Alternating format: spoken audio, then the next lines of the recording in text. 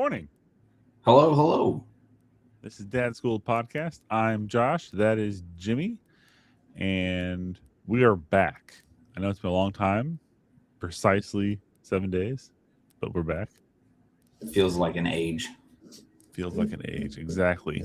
Let's dive into this. Last week, Jimmy, we talked about some things.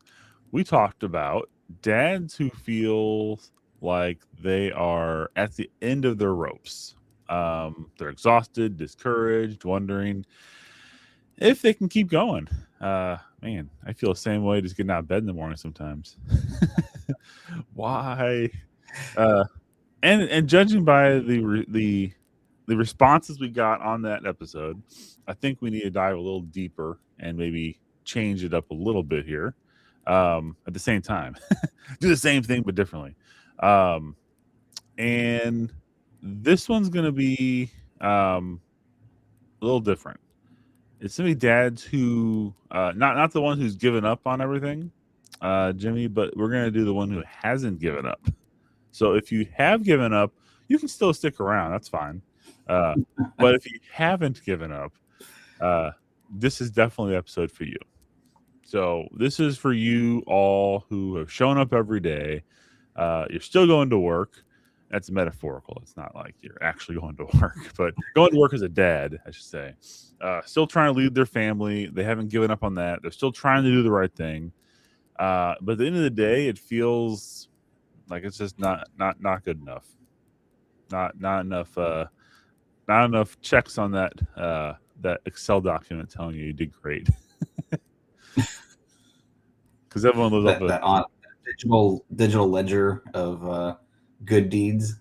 That's right. So that's funny you brought that up, Jimmy. I think that we are identifying something that happens to dads. We have what's called an invisible scorecard. Okay. And this invisible scorecard, it's something that it might not be everyone else in the world, but it's most definitely you as a dad have for yourself. And you feel like you're being graded, but no one really tells you what the rules are or what you're being graded on, but you know you're being graded. And it's something like income, how much attention you bring to yourself or your family, how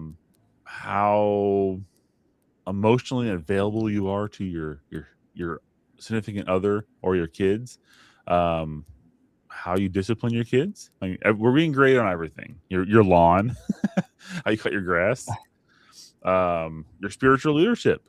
Even if you are the appearance of a godly man, you still feel graded on a little bit. I would think. I mean, I feel that way at times. I shouldn't, but I do. So you're trying to win a game, but the rules kind of change on you every day, and no one explained the rules to you, but there are rules, and it's an invisible scorecard. So that's what we're going to talk about today: invisible things, Jimmy. Cool. So I got my special glasses here, so I can Your invisible glasses. I can see so much better. Okay, so you only see your own faults, right? Like everyone's harsher on themselves, I would think. So when you mess up, it's more painful for you. That brings an interesting question. Like, are there people out there who legitimately mess up, and don't see that? Oh gosh, I think there totally are. It seems like there's people that like how can you keep going down this path, and you just seem so clueless. That I mean, that's like the definition of insanity: doing the same thing over and over again and expecting a different result. That's like this. There's people that you come across that just seems like they're trying the same thing over and over again, bashing their head against the wall, thinking, well, one of these times it's not going to hurt, but every time it does. But I don't know. But yeah, absolutely. I've been there as the dad that doing the things. My routine is pretty well set. I'm showing up. I'm putting in the effort, putting in the time. And at the end of the day, just like, oh, why did I fail again? And there's nothing looking from the outside where you would really be able to go, oh man, there's a huge mistake here and totally blew it over there. Mm. But then still, like at the end of the day, and you start thinking through how the day went, or the week went, or the month went, or the last couple of years went. Like I've been showing up. I've been showing up. I've been doing the things, and I just feel like I'm just constantly a failure. Like I've been there. I've been in those shoes. So thinking of those moments, Jimmy, when you snapped at your wife, at your kids, when you missed something, when you got it all wrong, when it was all messed up, nothing you did was right, and that's the moment you feel like you're gonna, what's the point? That kind of ties into last week. Why continue? Why bother? Will people even miss me if I'm around? Because I just mess everything up, right? You forgot to show up every day. You forgot that you're providing. You forgot to love your kids, as weird as that sounds. You just are. I don't know. I think there are a lot of instances where you can identify what exactly went wrong. But I have a theory here. Want to hear my theory? My theory is you got caught up in yourself. You got caught up in Jimmy's world, in what Jimmy can do, or what Josh can do for Josh, his self, or Jimmy's self. You didn't take a step back and see what you're supposed to be doing and who you're supposed to be serving, and who you're supposed to be leading. It's a different mentality shift, and I'm sure you got this when you were a manager before in a previous lifetime, but it's a different mentality to go into a situation with a team of people and not, how to say this, it's not glory seeking for yourself, because especially when you're a manager and you're not supposed to be doing all the work, and you have a team that's supposed to do the work for you, or you're supposed to make sure that team does their work with you. That's a good correction, Jimmy. Thank you. My workers do it for me. No, when they're supposed to do when you have a task to do, or and you apply this to anything in life, in my opinion, and you are supposed to lead those people. It's not about standing on that podium and getting the recognition for yourself. It's more of stepping aside and making sure they get recognition. And that's the same kind of selflessness that you need to approach, in my opinion, being a dad. It's not look at my family that I led. It's making sure my family is successful, making sure my family has everything they need. And I don't want recognition. Now there are forms of recognition that I think all men crave. It's I don't know, Jimmy, you can probably touch on this better than I can, but because my words always seem to go weird, especially when I go off script like I'm doing right now. But doing great. Whenever you thanks, Jimmy. Whenever you want something as a dad, I feel like it's not usually the good job or your family, here's a trophy. It's you see your family being successful, and they look at you and they treat you with the respect that you've earned. That's how it sounds weird. It's better in my mind, I think. I get pride and joy when I see my family doing what they should be doing and acting how they should be acting. That's my payment. Seeing that stuff work out how it should work out. When my kids are acting the fool, when my wife and I are at odds over something, that's when I feel the worst, like I failed. That's kind of that's when I have to step back and reset and think, what did I do wrong? What happened here? Because I should be able to,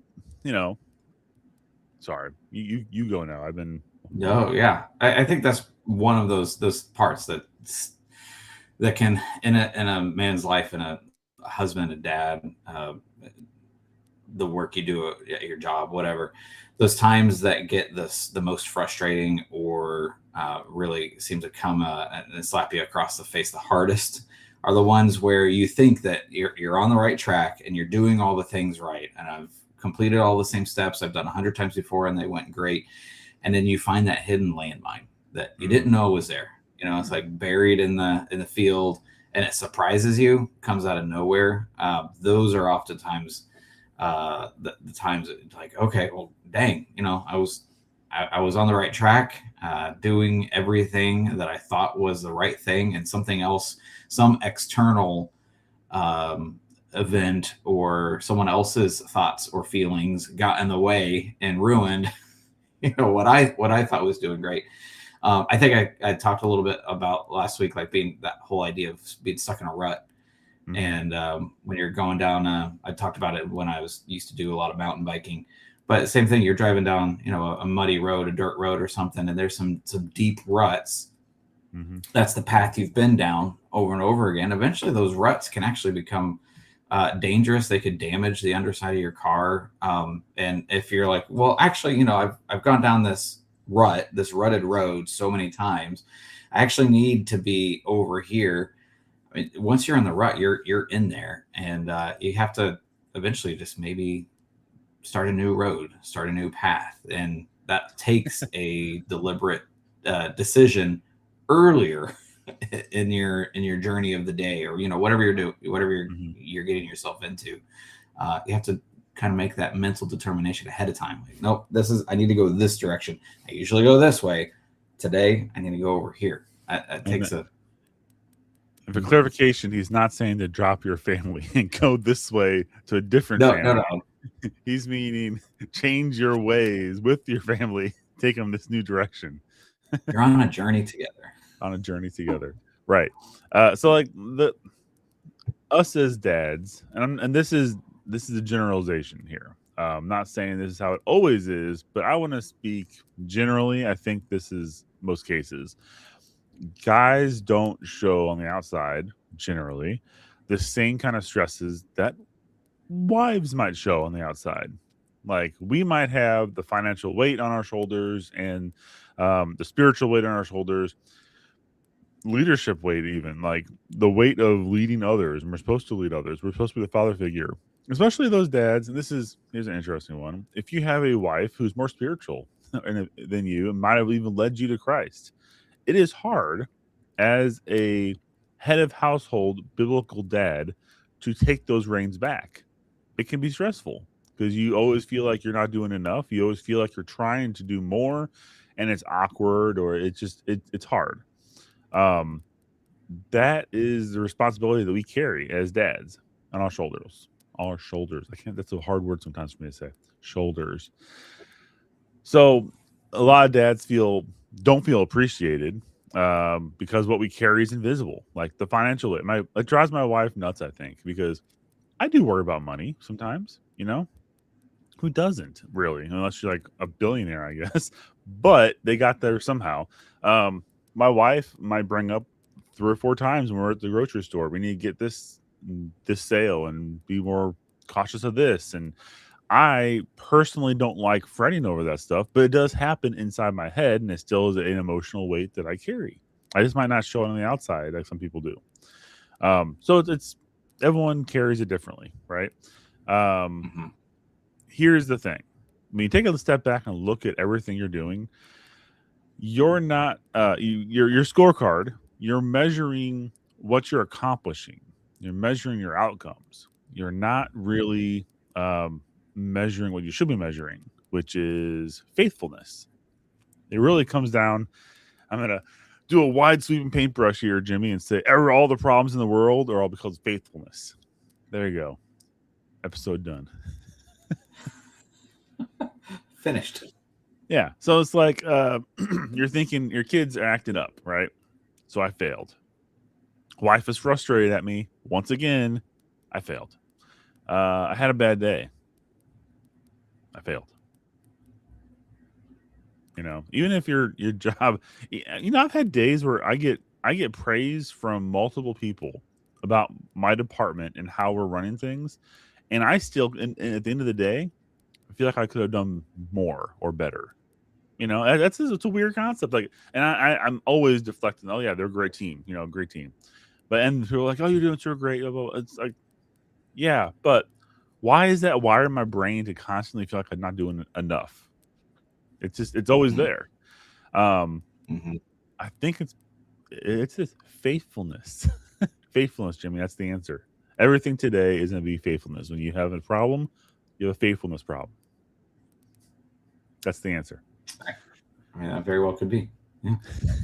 So what We, does that we mean? well, Go ahead. I want to touch on that a little more. I mean, you were bringing up like you could feel like you're doing all those steps, you're doing all those things, but then if the kids act up, Hmm. or my wife is frustrated about something, and I think he said you just had a bad day at work, things didn't go right at work. Yeah. I think that it ties so much into kind of what I was saying a second ago. Like there's just these like hidden landmines, something that's outside of you, that's outside of your direct control, but then it still ends up affecting you. And it makes me think of I brought up on here before. My wife is a therapist, does counseling for couples. Is kind of her specialty, and so we've actually been going through a book together. It's something that she's using with her clients and stuff. But we've been reading through it together because it's been really good thought exercise. It's just called The Mindful Marriage. And the primary idea of it is it's talking about each individual person. Your brain is just wired differently. You came from a different upbringing than I did. You had different experiences than I did. You've developed different habits, routines, not just in the way that you would do your daily routine, but the way that your brain actually works. And this actually goes a lot into that idea of being in a rut. Your brain, when an external event is happening, um, the way you bring it in, the way your mind interprets it, and then the action that you take. My experience is different than yours, and the book is talking about it obviously through a marriage concept and trying to help couples realize that your response to an external stimuli, a stress event, is different than uh, my response to the exact same event. We've just developed those shortcuts in our brain. So trying to figure out, okay, how do you respond? How do I respond? What's your trigger? What's my trigger? And instead of living in this pain cycle where we end up just keep stepping on and rubbing salt in the same wound and not even realizing it a lot of the times, because my response just happens to line up with your trigger, and then your response just happens to line up with my trigger. We don't even realize it.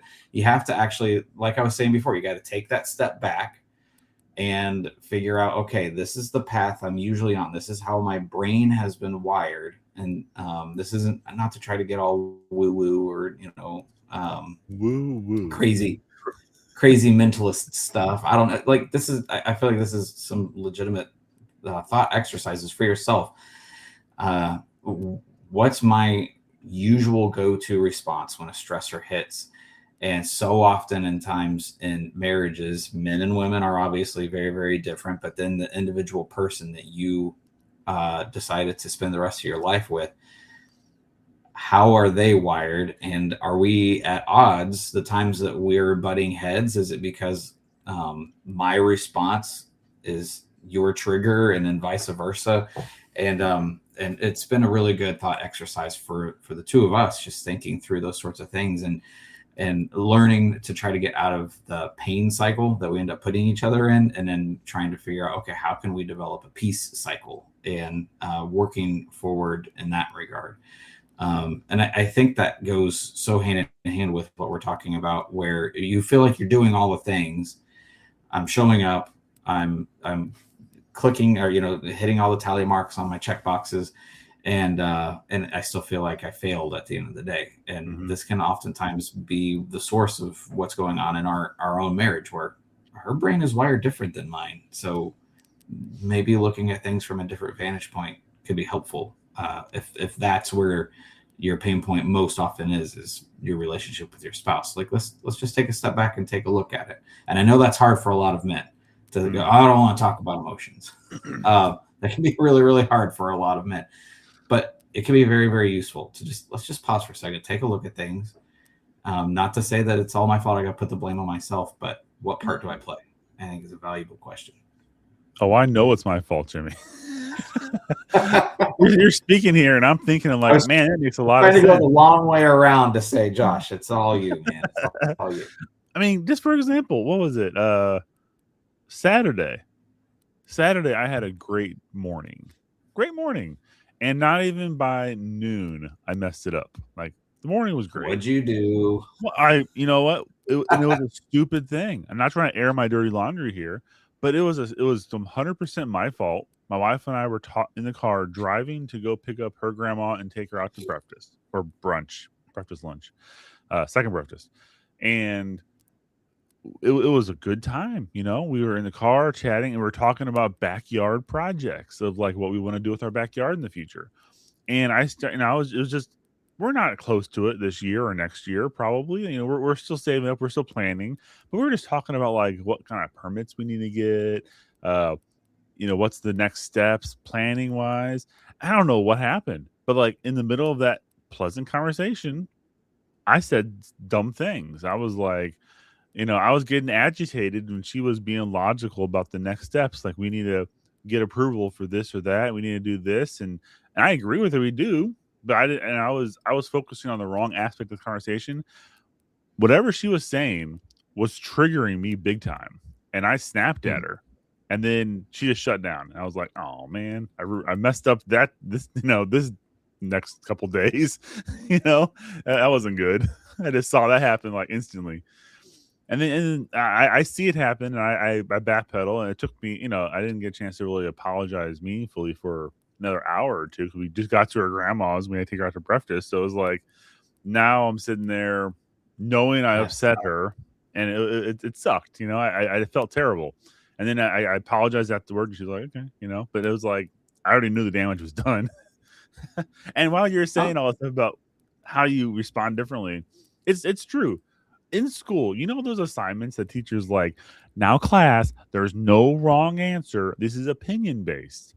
I'm the one who got wrong answers for that. Like, right? Well, no, I didn't mean that. Yeah. Oh, yeah. I've been there. Right. And the teacher's like, wrong. I'm like, you said you couldn't get a wrong answer. I'm like, this is my opinion. They're like, this is wrong, Josh. Who thinks that way? I did. Yeah, that's totally right. And I think you might have touched on a future topic for us to cover. Like, miswiring. I'm sure if we dig into this deeper, I'm sure this affects how we interact with our kids too. Like, our kids will trigger those improper responses from us because it's just how we're wired as well. So maybe that episode will be called Dad, the Electrician, Wired All Wrong. See that? We'll get so many likes and moving. All the clicks. We'll have all the wrong analogies. It'll be great. So biblically, Jimmy, because I know we like biblically here. So I was looking for verses that were aligning with, and they're all over the place. But as I was picking them, I kept on coming across the same thing I always hate when picking verses. I feel like I was cherry picking, and the context behind some of the verses has nothing to do with really what we're talking about, but it supports it in this little cherry pick. And that's like one of the arguments people always have with people who use scripture for things. But I think if we approach I have three different cherry picks for us today. If we approach these with the mindset and the heart behind it, I think it kind of works. So I'm going to give it a shot. Buckle up. Okay. Galatians 6:9. And let us not grow weary of doing good, for in due season we will reap if we do not give up. Now, I wanted to go further in front and behind that and add more instead of just one little verse. But it gets really out of context when you start doing that.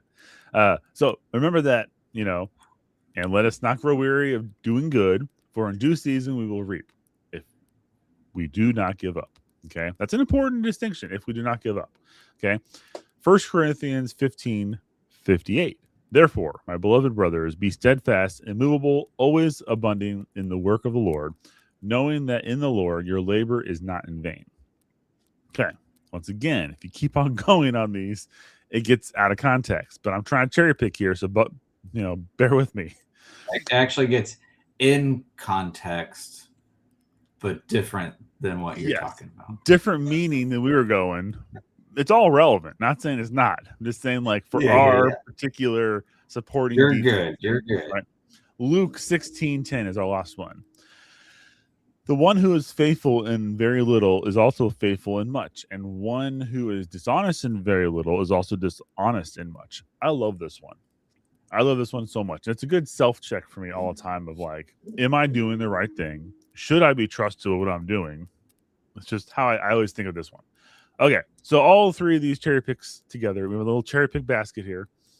The core thought behind this is, in every single one of these and many more, God's not measuring the person by the perfect outcome or the perfect kids or perfect reactions to a situation. Okay. The heart behind these passages and most things we find in the Bible is faithfulness over time. And it's not just, and I want to be very careful. I'm not just saying like, oh, I had faithfulness in this one instance, so I'm good, right? I had a little bit of faithfulness. All right. I believe, I want to be very clear here. I'm not saying the more faithful times you have over not faithful times, you're saved and you're going to heaven. It's not what I'm saying. I'm talking about the heart of this matter, long term. And everyone knows, like, for example, if you hit a kid and your parent tells you, when you are a kid and you hit a kid, you can't. Okay, I was gonna say, where are we going here? Jimmy's asking like, oh, where's he going with this one?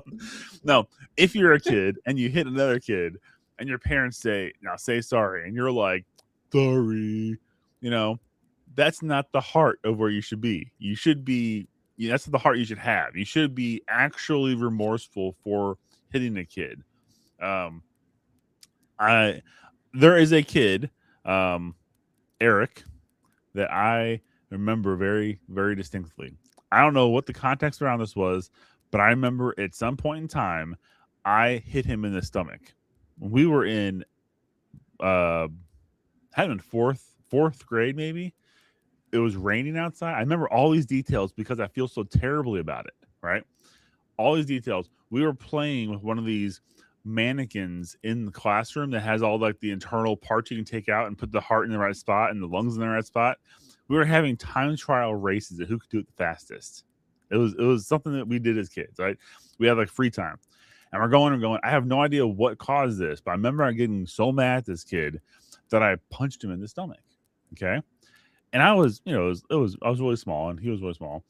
And immediately when I did it, I knew I did the wrong thing. I felt terrible. My heart was in the wrong spot. And I remember this because of this. I wanted to make sure I didn't get in trouble. So I was like, sorry, man, trying to make it all better with him, giving him candy, do whatever I could to make him not tell a teacher on me. Okay. And that always sticks out in my mind. And what a dirty, rotten thing I did as a kid. Like, I felt terrible. I still feel terrible about that. Like, Eric, if you're watching, I'm sorry. Okay. But it's it's just something like it always sticks with me, like having the right heart and the right meaning behind doing something. Don't do it for selfish reasons. That's the worst. You're trying to cover your own tail. That's the worst, right? So that's what I'm talking about here. We are talking about your heart being in the right spot, being focused on being faithful in everything you do. Now, not saying you won't mess up, because I mess up every single day, right? Every single day I mess up on something. And you can't be perfect because the only person who can be perfect is Jesus. That's the Sunday school answer, but it's also dang true. you can't deny that. We should be aspiring to be more like Jesus every day. We should be doing that with our lives. And in doing that, we focus on God, not on things of this world. That's the distinction I want to make on this whole thing. So when I say God measures faithfulness over time, I mean your heart in the direction of his heart, not and seeking him out, not you trying to keep up with the Joneses, not you trying to make sure your kids have the best whatever so they can be on social media and you can show that off. It's even as simple, and this is going to hurt me a little bit as I'm saying this, even as simple as pulling into your driveway and being like, man, my yard looks like crap because my neighbor just mowed their lawn and their lawn is perfect now and my yard is not perfect. Even that, you gotta be careful. You should be taking care of your yard to be responsible member of society, not because you want to be better looking than your neighbor's yard. So Well, that last verse that you had from Luke of the one who's faithful in little is faithful in much, the one who's dishonest in little is dishonest in much. It's, to me, it kind of gets at the heart of the matter of a person's character, your default setting whenever you are faced with any sort of situation, whether it's a positive or a difficult situation, something that's going your way or something that those curveballs, those minefields that come thrown your way in life. What is your just kind of your automatic default setting? And what ends up determining that so much is it's talked about so often through scripture. The fruit that someone bears is the only fruit that you're going to bear is what's planted on the inside. I mean, you could talk about it through the idea of someone's physical health. You're only going to be healthy. The output you get is determined by what you're putting in. If you're eating garbage all the time, you're consuming garbage, then your output in life is going to be horrible. So it's the same thing with the heart. What are we consuming? Are we consuming only social media? Are we only consuming? I mean, growing up in the 90s, it was music. Music these days is rotting kids' brains and all that sort of stuff. But I mean, there's a little bit of truth in that. Like, what are you consuming? What's on TV? What's the movies? What's on your YouTube feed? Your Facebook scrolling, your Instagram feed, whatever. All these words that I don't know what they mean because I'm not on social media. Yeah, But I'm really surprised you know these words. I should before I throw them out there. But what you're putting into your mind sets the direction of your heart, and whatever direction your heart is going in determines the character that you're going to show in any sort of given situation. And this is not a get on a soapbox and try to tell people, to live a legalistic lifestyle. That was a big catchphrase word when growing up in the 90s. Well, I don't want to be legalistic and just set all these rules because I'm all about trying to follow a certain law, and it's all about me doing good deeds, and that's how God judges me by the deeds that I do. It's not about that. It's about if I want to have my natural reaction in any given circumstance in life be a Christ-centered, God-fearing, loving others response, that's what I need to be feeding my soul. That's what I need to be putting into my mind. That's what I need to be building my thought processes on, because then that will be the reflex response without even having to think. That's what the outcome will be. And if I'm only throwing in the garbage, then don't be surprised whenever I lash out at someone, I cuss someone out, I punch someone in the stomach, whatever is going on. Don't be surprised if that's your outcome, because that's what you're feeding yourself with. Yeah, I guess all the hardcore Metallica I listened to in fourth grade was doing me dirty. Yeah. So let's see. So let's reset some people here. Let's reset our thought process as dads, shall we? This was actually pretty funny because I was making these steps and I was thinking, like, I kept on just coming up with new ideas. I had like 20 steps, Jimmy. I'm not kidding. I had 20. Ooh. And I had to pare Josh's this down. 20-step program, y'all. Yeah, Here we go. we don't have enough time now to even go over some of these, but we're gonna try. Yeah, you thought we were close to finishing this episode. No, we got. Buckle up. You've heard of a 3-step Baptist message. This is a Josh's 20-step practical reset. No, this is only. I think this is 5. Yeah, I got it down to 5. So change your scorecard. Okay, tear up your old scorecard, get a new one. Pull a new sheet out from the golf little thing with little pencils. You should ask yourself, am I being faithful? Am I showing up? Am I doing what I should be doing according to the scriptures? Not, am I perfect? That's not what we should be asking or aligning ourselves, because perfection is not something we can obtain or should try to attain. Unless you want to try to be more perfect I'm going to back up and say this differently. Am I perfect is not what you should be thinking. There you go. Let's end with that, because I can go off on a deep end with this one. Step 2, notice what you're doing right. Okay. Positiveness, not trying to be like sappy or whatnot, but you are providing for your family. Make sure you are, but don't like say you are, but you're really not. Show up, Don't run away. Don't leave your family. That should be a given in this whole context. Keep trying.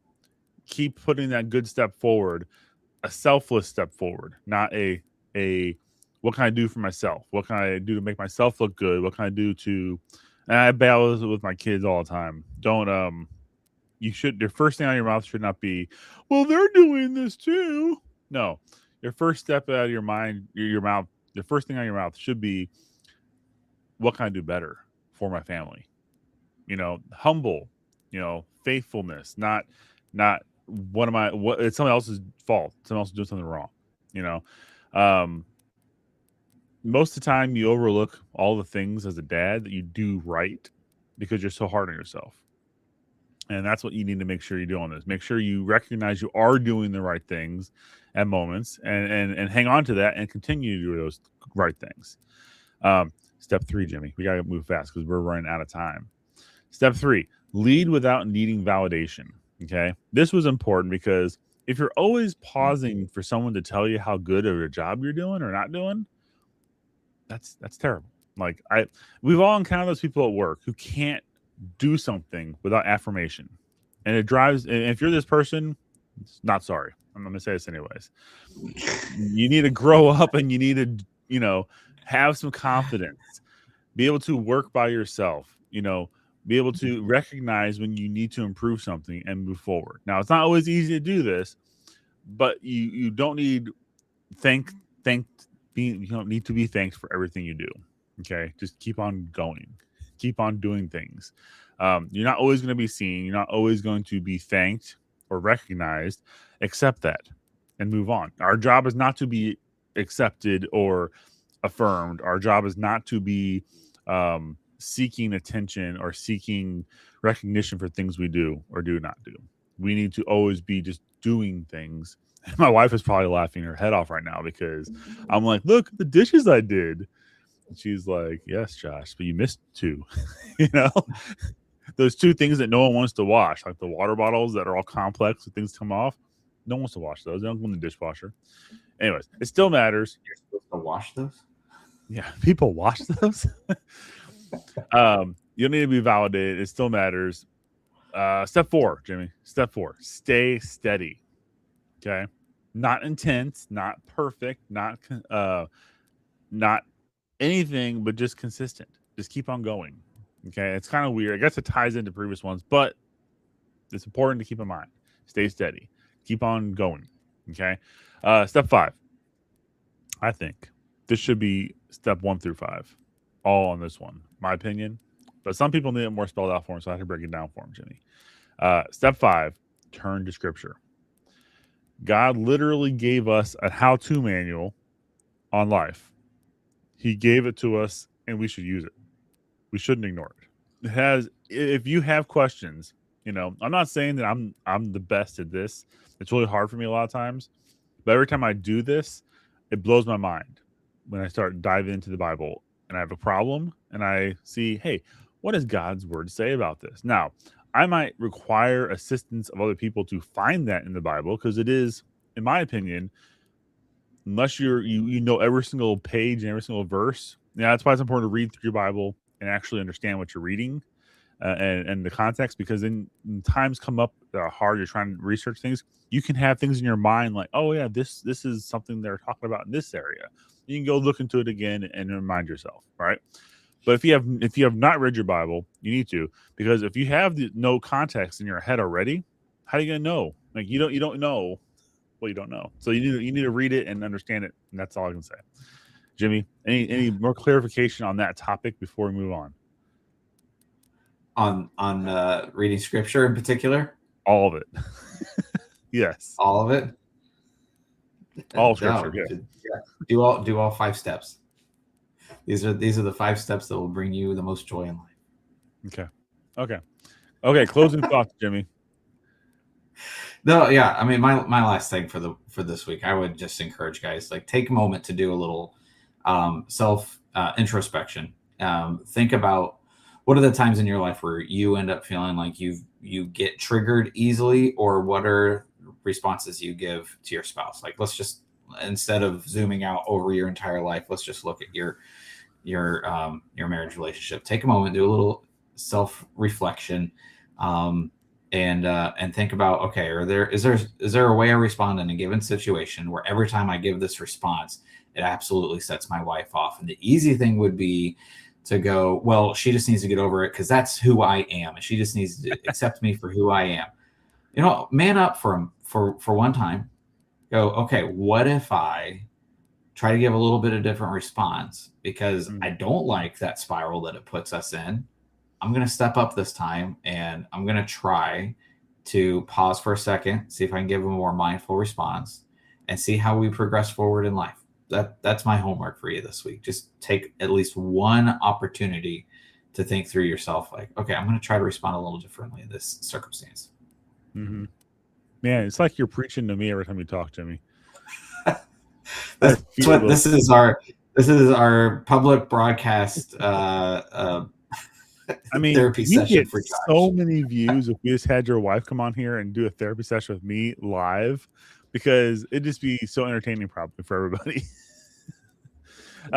She'd lose her license. She probably would, yeah, just like instantly. No, how many times have I said that in my life, man? What's the thing I always say to my wife whenever I'm getting frustrated? I'm like, I have not changed. I have not changed in 21 years that you've known me. 20 more than that, 22, 24 years she's known me. I've been with her. I have not changed. Obviously, it's you.